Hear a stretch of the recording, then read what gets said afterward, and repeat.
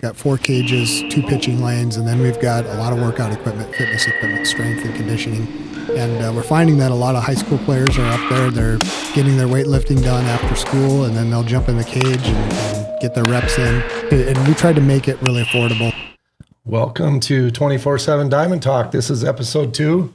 I'm Tomm Richards. I'm here with 24/7 co-founder Matt Mangulis and our resident baseball expert Chris Willaert. We're going to start with expert. All right, here we go. Yeah, I mean that's you are. I know you have the knowledge. Chris has got a son playing for East and a son playing for Bethany right now. Knows a lot about the game at all the different levels. So we'll just get into mostly baseball talk. We'll talk a little bit of softball in a little while. Maybe we'll see how the time goes. Last week was probably all softball, but we brought some baseballs here today. You got even your Pitchlogic. I'll let you talk about that in a little bit, Matt, but we'll start with Chris. So first off, welcome to the Triple Falls studio here. Thank you, Chris. And he's going to be a recurring host with me every week going forward. Not next week, but after that, we'll get going every week, I think. I'm excited. This is going to be fun. Yeah. So Chris has got the baseball knowledge. When does the season start for the high school teams? So they officially all started practice officially today. Now, last week, the high school teams were able to start doing, basically they could do arm care and conditioning. That's all they could do last week. Okay. And that was all optional. But yeah, they couldn't use bats or anything last week. They couldn't field ground balls and stuff like that. It was literally conditioning. And the idea was just get them lightly throwing and stuff like that. But today is the kickoff, the first official day of practice today. Nice. So that's all grades and age levels. Yep. I don't quote me on the 7th and 8th grade, but definitely it was 9th grade and then JV and varsity definitely today. Yeah. I think it might be a couple more weeks yet actually for the 7th and 8th grade. So, but high school for sure. So for Mankato East, for example, how many kids will they put on the varsity? You know, realistically, when they head to, in the dugout on a normal day, they're probably going to have about 15 that they'll carry. Yeah. I think you're allowed up to 20, I think it is on the postseason roster. Mm-hmm. But generally speaking, it'll be about 15. This year, East, for example, they've only got 2 seniors. So it's one of those where it's going to be a very junior-dominated team with a number of freshmen or sophomores that are going to probably get some time as well. But yeah, generally they'll go 15 when they, travel or whatever. You'll probably see more than that in the dugout for some of the home games and stuff where, if all of a sudden JV played earlier or something like that, you'll have a few more probably than the 15 though. Right. So how many seniors graduated last year that played a lot? So most of last year's lineup, quite frankly, were seniors. The two now seniors, Nicholas Work and Ainsley Stubbs. Yeah. Work was in. My guess is I don't think he missed an inning all year. Ainsley played a fair amount, and then there was a couple sophomores last year that are now juniors. Owen Stootman played a pretty fair amount. He ended up being all conference honorable mention last year. Wow. And then my younger son Caden got a pretty good number of innings at shortstop and second base and stuff. So last year on a normal night, you probably had 6 out of the 9 that were seniors, and 4 of those went on to are now playing college baseball. Yeah. And quite frankly, there was a couple other ones that probably could have if they really had wanted to. Yeah, I know your son Kale's at Bethany right now. So. Yeah, Kale's at Bethany, and how's he doing so far? What you find when your kid's a baseball player and he goes to college, what you find is that freshmen really struggle to find playing time. Yeah, and so he's got a whopping 3 at bats so far. He is 1 for 3. Well, he made the team. he made the team. Yeah. He's 1 for 3. He's hit the ball hard and stuff. The unfortunate thing for him right now as the freshman is. They've kind of decided that he's a third baseman. The kid's got an arm. Yeah. And unfortunately, right now, the third baseman that has been starting, who is a junior, is hitting about 400 and just absolutely crushing it. Well, that helps the team. Absolutely. And I see Kale up at 24/7. I'm up there with my daughters, but both my kids kind of. I've joked with Matt over the years that they kind of lived there. I mean, that's been their second home. So yeah. So for East, you'd say there's really not a ton of varsity experience this year. Not a ton. But that doesn't mean was their JV pretty good last year? Yeah, it was 18-1. Wow. And then, that group of kids that are now juniors, they were VFW state champs last year. Okay. So we won that. And then the majority or a good chunk of them actually were dressing for Legion, and some of them playing Legion last summer. And that Legion team ended up placing third in the state as well. So even though we don't have a ton of varsity experience per se, we've got some kids with some experience. All right. So, well, the next thing I was going to talk about, maybe we'll get Micah in here someday, but I was going to twofold. Who do you think will be their top pitchers that'll get the first opportunity? And then the second part of it is, what do you think would be the goals for that team this year? Realistically, pitching wise, I'm guessing our workhorse is going to be Owen Stoopman. Okay. He's a junior. He's the one that was all conference honorable mention last year. He's a lefty with a little bit of a deceptive delivery. He doesn't necessarily not super high velocity, but it looks even faster than it is. Don't get me wrong. He's got velocity, but that ball gets on you a little bit faster. And part of it is arm angle and stuff like that. So he's kind of probably going to be that number one. If he's not, it's Nick Work. Okay. He's got a good arm as well. He's got an arm. I know he can touch 90, 91. So he's right in there. Last year, that VFW team that made the state tournament run, we basically threw a bunch of lefties all the way through. And we only gave up 4 runs in the entire state tournament. And it was because we were able to go lefty, lefty, lefty. And every now and then we'd throw in a righty. Well, so we've got some quality lefties. We'll see if a couple of those other ones can make that jump to the varsity level. I think they can. I think I saw some highlights of that VFW team. Is that when Easton hit the home run? That was the Legion team. Oh, that was that was our Legion run where we ended up third, and unfortunately only the top 2 advanced to the regional out of that. That was a good run. I remember watching that. That was a great run. It was such a fun team. I mean, that class, Kale's my older one, his senior class, you had 9, 10 of those kids that, I mean, they'd been playing together forever. Yeah. And they hung out at 24/7 together all the time.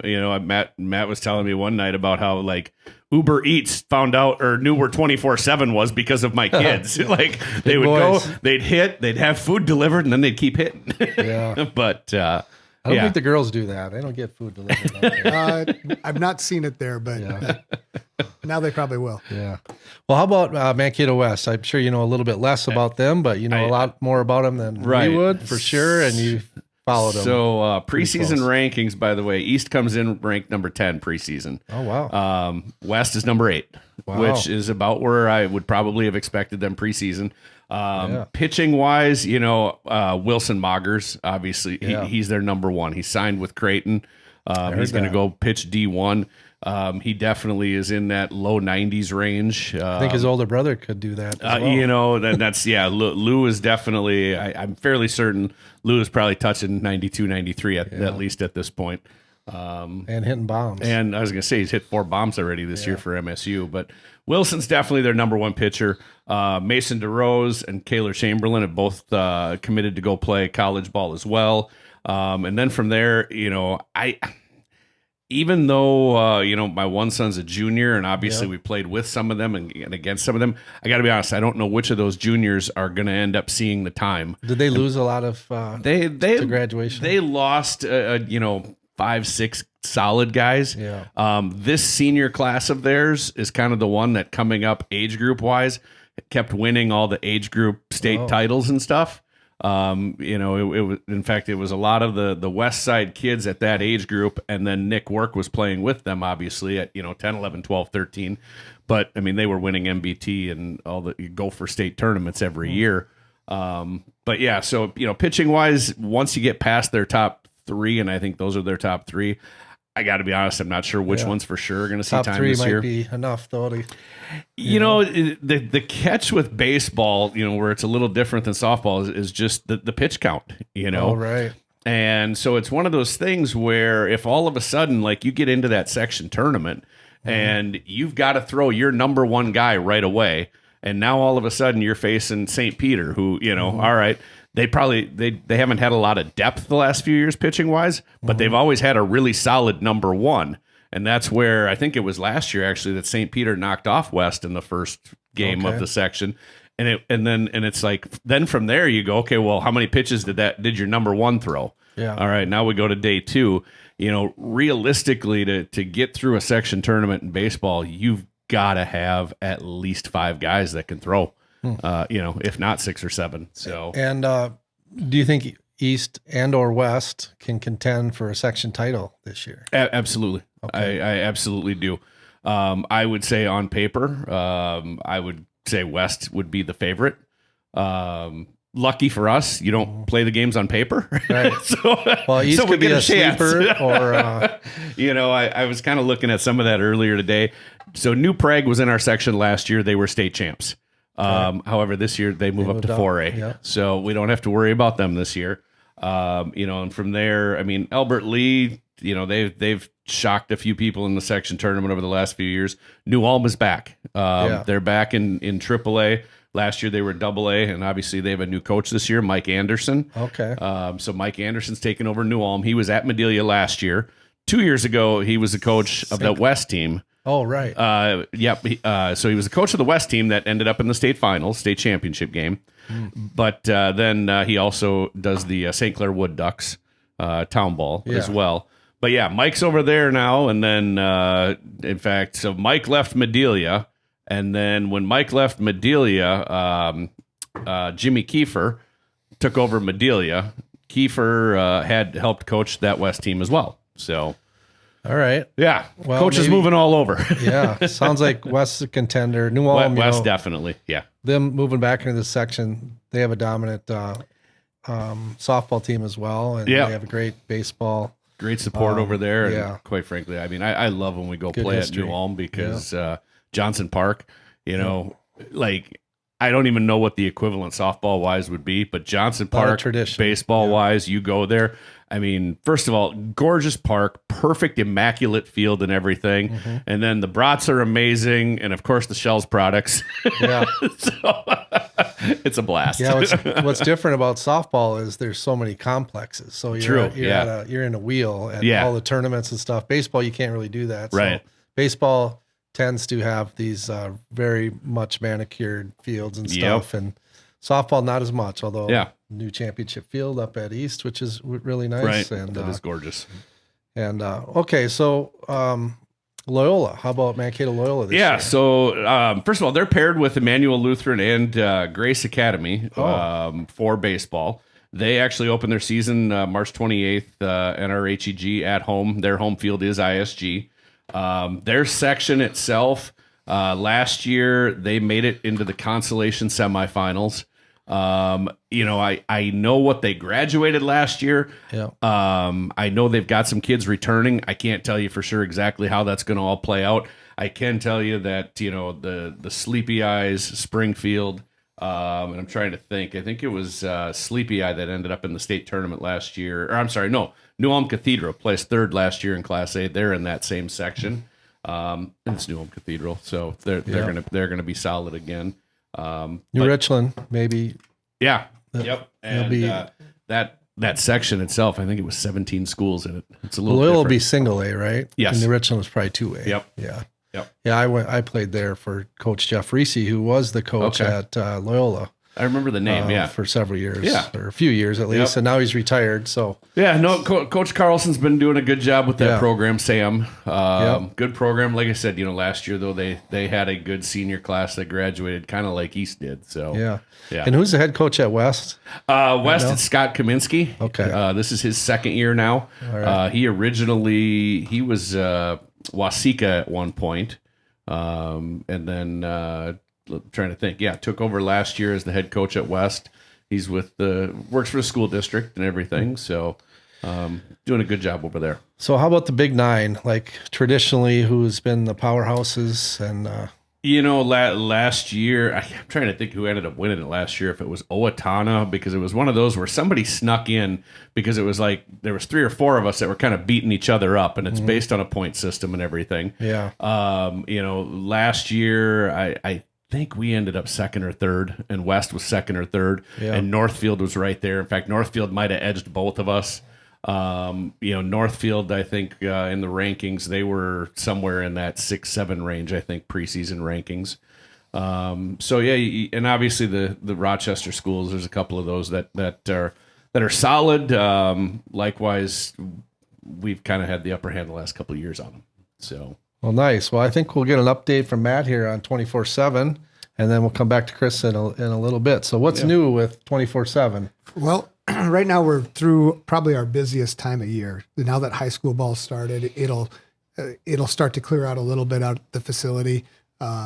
So we'll have more open time. I think for the last 2 or 3 weeks, everybody'd say we're not big enough. We don't have enough cages. Right. But now that started, we'll have a lot more open time. We'll see more teams come up. Yeah. So what's new now is I think a lot of the MABA teams, Peppers teams, high school teams as well, if they need some extra time at our facility, they could come and we'll get them hooked up with that. So that's probably the biggest thing that's new with us here this week is getting at the start of baseball season, getting going, and softball practice is going, kind of clears out the facility. Could travel coaches contact you to get time there as well? Yeah, they do. Summer travel teams? Absolutely.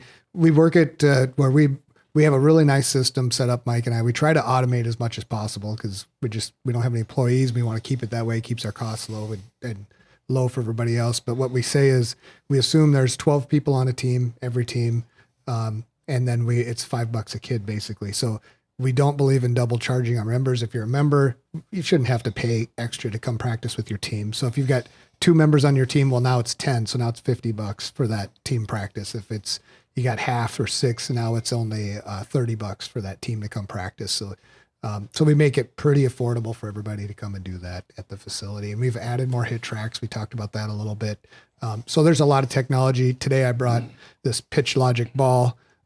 We've been using a lot of this for pitching, and if you're, it gives you your spin ball flight data. I'll just say is really what it's tracking. So it'll give you your spin rates, the speeds, all those sorts of things, arm slot, and the relation of the seams, which is really cool because there's not been a lot of technology that gives you the spin in relation to the seams. It'll just give you spin in which way the ball is tumbling, but not in relation to the seams. So that gives you the actual rotation of everything. This will give you, see. Okay. Yep. And actually it also shows you on the app where your fingers came off, where it was last touched. Oh, wow. And that's some pretty neat technology there too. So you can see, it'll show you on the app exactly where your fingers came off the ball. So if you're trying to get behind the ball or you're cutting the ball or whatever it might be, you can actually see that in the app. So it's some really cool technology, and that's included at 24/7. And I think you gave one to each of the few local high schools. We do.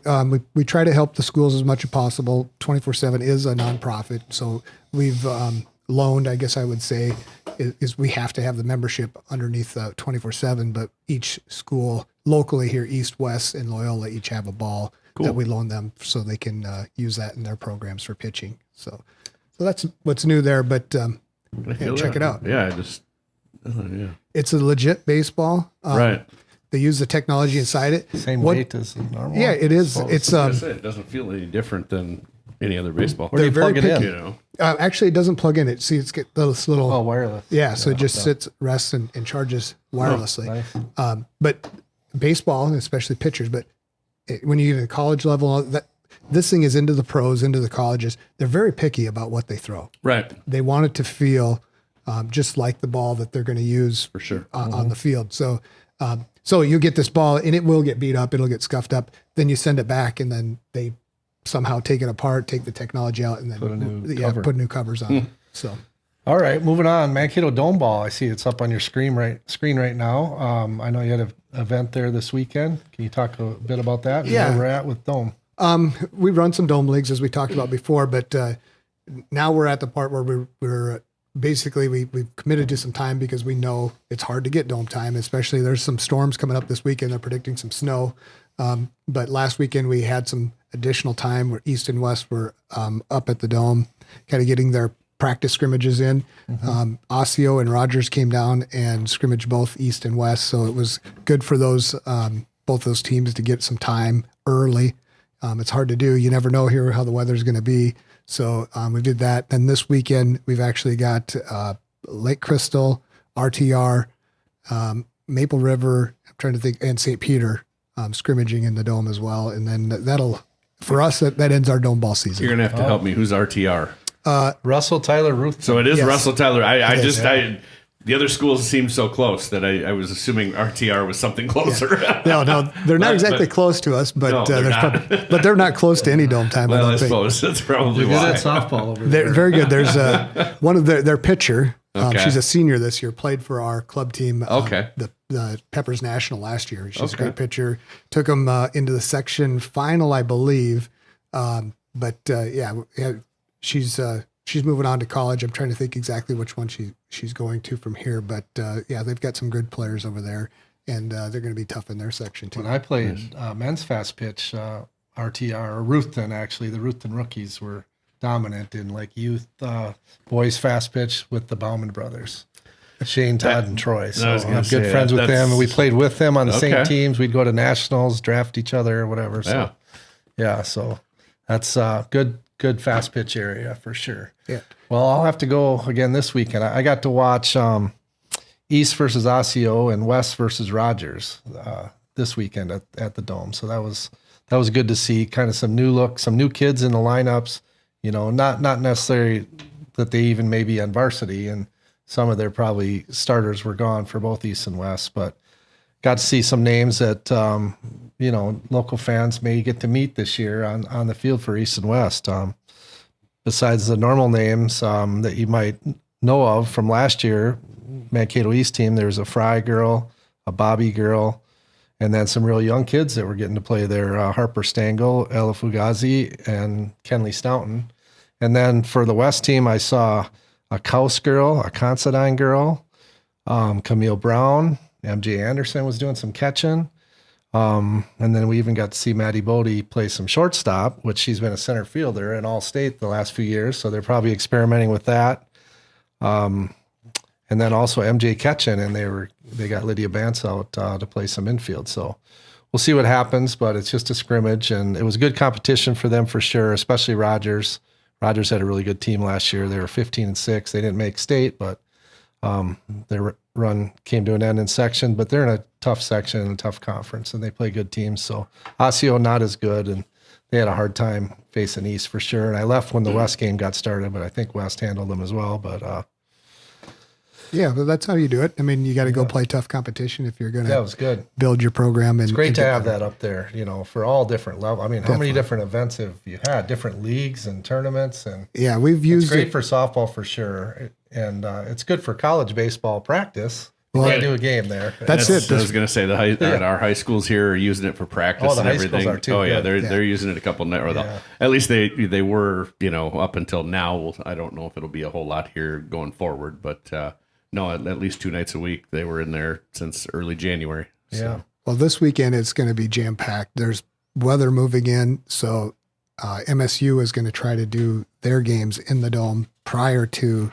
the high school games that scrimmages we've got this weekend too. So Okay. yeah, it's handy to have. It sure is nice to have, but when you need it, everybody is And gonna need- MSU's field is renovated and it's ready to go, but the weather is not going to cooperate. It doesn't look like it's 30s and snow. Yeah. This is the first weekend for Summit League for my daughter's team and Conference. conference. Yeah. So local kids, Bowers and Addie Bowers out of St. James and Abby Sterling. They're all in the Summit League. Yep. Summit League gets off this weekend. So Yeah. maybe we'll see. I don't know what they're going to do, but I'm heading to Florida Sunday with Gus. that's a good place to be. My That's- daughter's plays for Gus Davis, so they have 8 games coming up, so we'll be down there. Did you go to the Gus Davis and Bethany? Yeah, that was a great event. It Yeah. really was. It was just a treat for all the people that were there. There was 220 people That's there, good. is what the official box score said. But on a weeknight Yeah. up at Thomas Park, I mean, it was great. Both have good teams and real solid pitching, and not a lot of runs scored with either one, so it was really close. Bethany got by Gus Davis 4-2 and 2-0. And each team had played maybe 8 games or so. Bethany had just gotten back from Florida, and where they had played more games, I guess. I think they've played about 18 to 20 now, and Gus Davis had only played 8 up to this.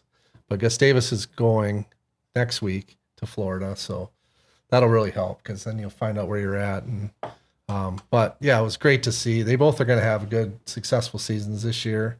And, Superior Field up there, it was good umpiring. And just I know the East girls, when they got done with their school ball practices at all the levels, a lot of them came over just to watch a little bit. And luckily they were kids from both East and West playing on both teams. So Right.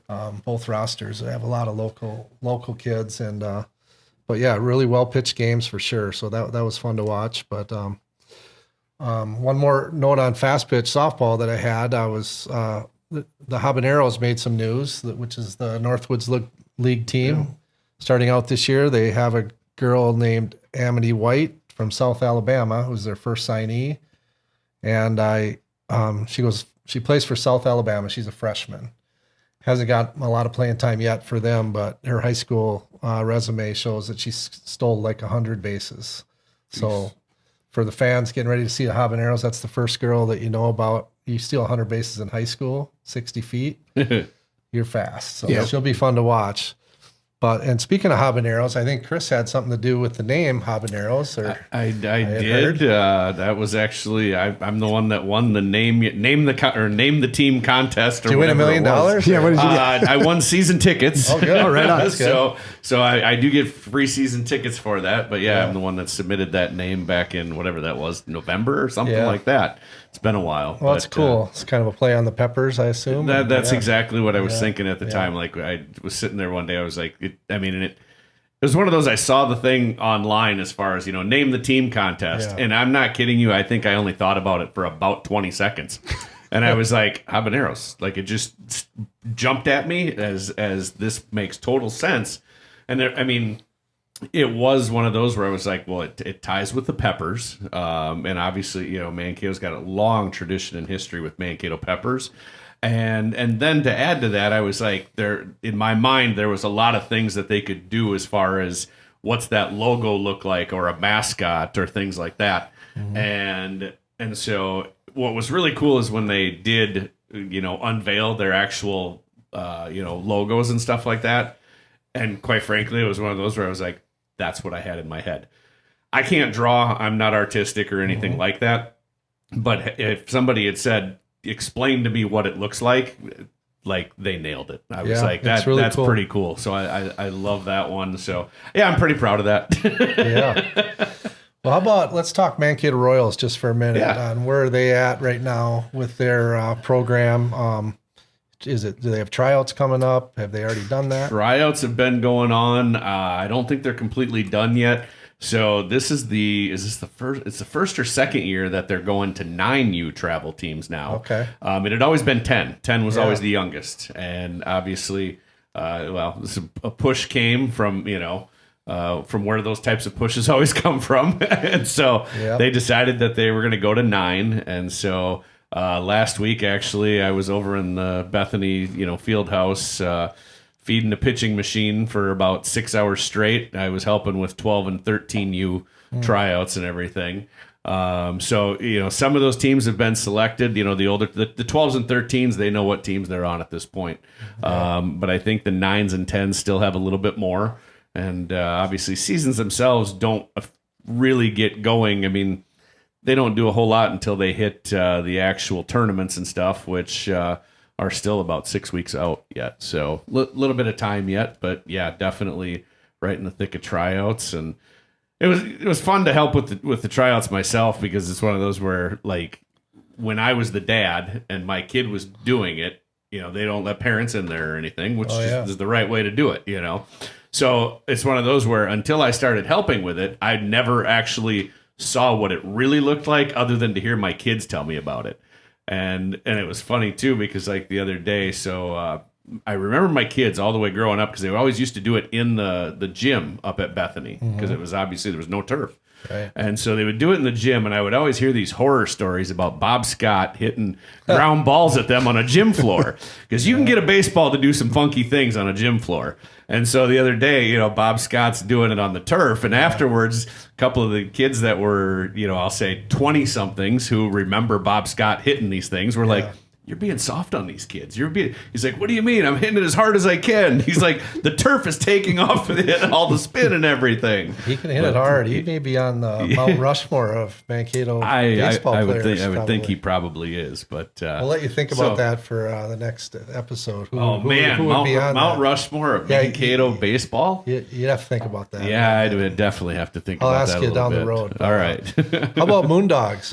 What's new with them? Yeah, obviously their season gets underway right at the end of May there. I keep seeing a few things, some signings and stuff here and there, but not a whole lot other than local players. If I'm not mistaken, Lou Moggers and Shumsky, Tanner Shumsky, nice. I believe are both back this year with them. Okay. I believe that was two of the earlier ones that they signed. I honestly haven't watched the signings all that closely here to see exactly where they're at, but I know they're in the middle of that part of the year where they're really trying to nail down who's coming and stuff like that. The tough thing with it is that they'll think they've got what their roster is by somewhere April 15th, and from April 15th till the end of May, 15 of those kids are going to turn over. They're going to have 15 of them, and with some of them, it's always exciting for these ones where it's like, well, their college season's going so well that all of a sudden they get towards the end of May and they're like, no, I think I'm going to get drafted, or there's a chance I'm going to get drafted. Well, if there's a chance they're going to get drafted, some of them tend to not, go. Likewise, Major League Baseball a couple of years pushed the draft back a little further. Yeah. So like last summer, they had a few kids that thought they had a chance at getting drafted that were like, okay, well, I don't want to just sit for 5 weeks. So they still came here and stuff. We still had one or two of those that left. So yeah, they're working hard on getting that roster filled. I know that. And like I said, end of May, they'll get going, and roughly 80 games for the season itself, and 40 at home. And if my kids aren't playing on a given night, that's where you're going to find me, is at ISG Field. It's a big commitment for those players, but boy, a lot of them have ended up in the major leagues. It is, and just last summer, Jacob Wilson was drafted. He was drafted number 5 overall by the A's, and he was here that summer of 2021. Yeah, 2021. He was here that summer. His dad, of course, was a Major League All-Star for the Pirates and everything. But yeah, Jacob was drafted number 5 overall. That's the highest draft pick that the Moondogs have ever had. Prior to that, Granderson? I don't think Granderson was all that high, to be honest. No. I feel like he was a second or third round. Brandon Crawford, I think, was a first rounder. World Series champion. Yep, a couple times actually. Yep, and then Garrett Mitchell, center fielder for the Milwaukee Brewers right now. Okay, he was somewhere in that 24, 25 range of that first round. Well, I think Mike Piazza was like 51st round or something. Yeah, I was gonna say the story I always heard was Piazza was drafted as a favor to his dad, because Tommy Lasorda and his dad had been friends for years. That's right. I did hear that too. And if you've ever seen a picture, there's a video I saw of his swing when he was in high school. And if you saw that, you would tell every kid in the world, you have a chance. Oh, yeah, right. Because that thing was ugly. Well, you mentioned Tanner Shumsky. Is he at MSU right now? He's at MSU, yeah. Okay. And Lou. Yep, and Lou is there. And how are they doing so far? I honestly couldn't tell you for sure on Shumsky. I know that Lou's got 4 bombs already. Yeah. He doesn't even. They don't put him in the lineup every day. I was gonna say his average was a little bit low. He's hitting 2 something, but 4 bombs already. So he's getting it done there. The guy leading batting for MSU right now is this Aiden Byrne. He's hitting 359, but then there's Ryan Wickman, who's only hitting 329 and also has 4 bombs. Him and Lou are tied for the lead as far as home runs this year right now for MSU. So how about Gus Davis baseball? They have new field last year. Gus Davis, I was going to say that field actually was last year. I think it was maybe second year. I think. Okay, I think it was the second year. Have you been there and saw that? Our Legion team played on it actually. Oh, okay. And in fact, this Sunday, Bethany is supposed to be playing there this Sunday. Yeah. So it's supposed to be Bethany at Gus Davis, but we'll see what happens weather-wise and stuff like that. In fact, Bethany was supposed to be hosting Augsburg tomorrow at ISG Field. Well, all of a sudden, and I do the PA stuff for them. Oh, okay. And all of a sudden, I get a text this afternoon that was like, hey, we might move the game times up. It was supposed to be like 3 and 6 or whatever. They're like, we might move them up to 1 and 4. And I was like, okay, I can make that work. And then it was, Oh, and not against Augsburg, but against Martin Luther. And I'm like, so because Martin Luther, we were supposed to go there Friday, Saturday for 3 games. However, just again, because of weather and everything, I think they want to get the conference games in. And it's one of those where they'll try and figure out the Augsburg one whenever they can at that point. I think Gus Davis has a few Mankato players on the Yep. roster. You got Jaden Kenward, who's a pitcher. Okay. And then you got a couple of freshmen. So Logan Swalve, he's hurt right now, though. Yep, He tore I an heard he's ACL. injured. And then Dylan Kopeski, he's gotten a few at-bats. He's a catcher. He's kind of finding out the same thing Kale is. Hey, we're freshmen. We got to fight. We're the young kids, which is a little different, for them, obviously. You go from being the senior where, Dylan and Kale hit 2-3 last year, all the way through the high school season, all the way through the Legion season, pretty much through town ball, too, because they were playing with the adults and everything. And those two, I don't know if they sat an inning the entire year. And now here you go to college, and it's like everybody's good. Everybody's really good, and I'm only a freshman. So they'll earn some opportunities. But absolutely. Sometimes they just got to have the patience. And they're bigger schedules, so that's what I keep telling my kid. Just keep doing your work. Just keep working. You'll get there.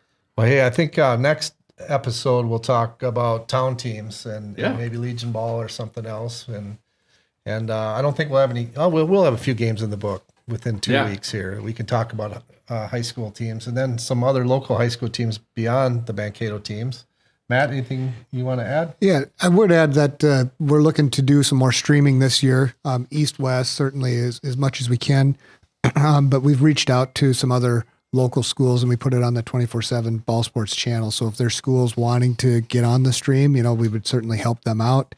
Our goal is to try to put as many local baseball and softball high school teams on the 24/7 Ball Sports channel. It's kind of nice to have everything in one place. You can go and watch a game any time of the week. That's our goal anyways, to set that up. One thing that I'm going to just add, if you're a high school coach that's out there and you're hearing this and you want us to talk about your team, I need to know about your team.